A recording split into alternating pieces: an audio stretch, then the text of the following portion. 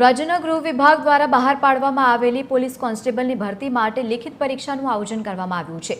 Physical ટેસ્ટમાં pass થયેલા રાજ્યના 2 લાખથી વધુ ઉમેદવારોમાંથી સૌરાષ્ટ્ર અને કચ્છના 44,000 જેટલા યુવાનો વહેલી સવારે રાજકોટ આવી પહોંચ્યા।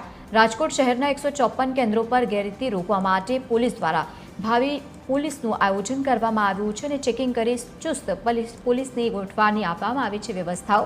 આ સાથે જ તનતોડ મહેનત કરી અને તૈયાર થઈ રહેલા વિદ્યાર્થીઓ ફિઝિકલ ટેસ્ટ યુવાનોમાં પરીક્ષાને લઈને પણ વ્યાપક પ્રમાણમાં ઉત્સાહ છે।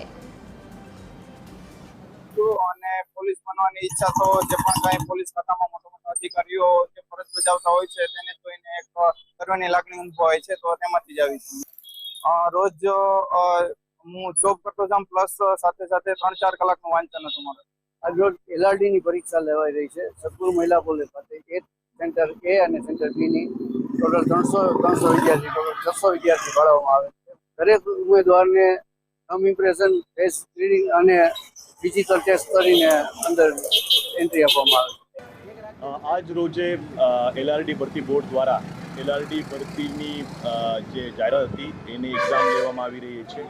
લિખિત એક્ઝામ છે, એ ઓબ્જેક્ટિવ ટાઈપ 9:30 થી 12:30 સુધી એક્ઝામ છે અને બહુ સરસ રીતે બંદોબસ્ત આપવામાં આવ્યો છે।